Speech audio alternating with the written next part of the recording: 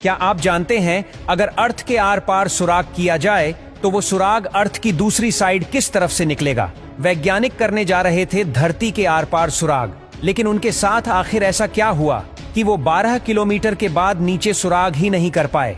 आखिर हमारी पृथ्वी किस चीज से बनी है?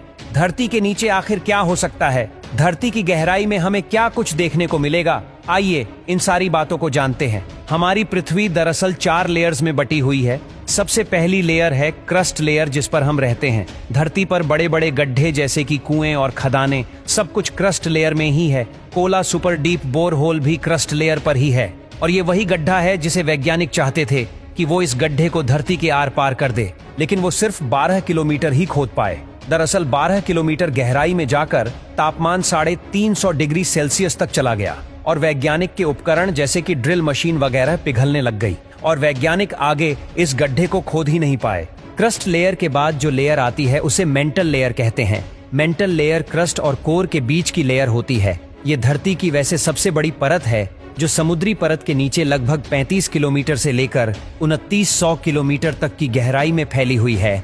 आपको बता दें कि धरती की चुंबकीय शक्ति, टेक्टोनिक प्लेट्स और ज्वालामुखी गतिविधियों में इस लेयर का बहुत बड़ा योगदान है। मेंटल लेयर में 2 कॉन्सेप्ट का जानना बहुत जरूरी है, एक लिथोस्फेयर और दूसरा एंडोस्फेयर। लिथोस्फेयर सबसे ऊपर मेंटल और क्रिस्टल लेयर का एक मजबूत पार्ट होता है। ये उन प्लेटों में टूट गया है और ये नीचे तैरती रहती है, जो कि पर्वत श्रृंखलाओं का निर्माण करता है। अचानक आने वाले भूकंप का निर्माण भी इस लेयर की वजह से ही होता है। हमारी पृथ्वी की सतह को आकार देने में भी इसका बहुत बड़ा हाथ है। एंडोस्फेयर की बात करें तो ये लिथोस्फेयर के नीचे मेंटल का पार्शली पिघला हुआ एक फ्लेक्सिबल एरिया है, जो कि गर्म और सेमीफ्यूल्ड चट्टानों से बना हुआ होता है। पृथ्वी की सतह में जो टेक्टोनिक प्लेट्स होती है, उनकी हलचल में इसी लेयर का हाथ होता है। अब बारी आती है धरती की सबसे आखिरी सतह, कोर की, जो कि सबसे गहरी और अंदरूनी पार्ट है। आपको बता दें कि यह धरती के अंदर का सबसे गर्म और दबाव वाला एरिया होता है।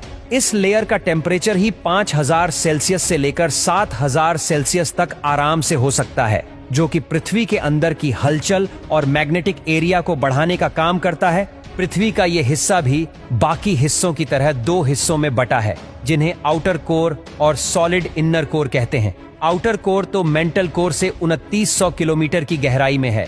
आउटर कोर तरल लोहे और निकल धातु से बनी हुई है। इसके बाद बात आती है सॉलिड इनर कोर की। ये लेयर पृथ्वी के सेंटर से 1220 किलोमीटर के दायरे तक फैली हुई है। इसकी एक खास बात यह है कि इतनी भीषण गर्मी और टेम्परेचर के बावजूद भी सॉलिड ही बनी रहती है, और ये आउटर कोर की तरह ही तरल लोहे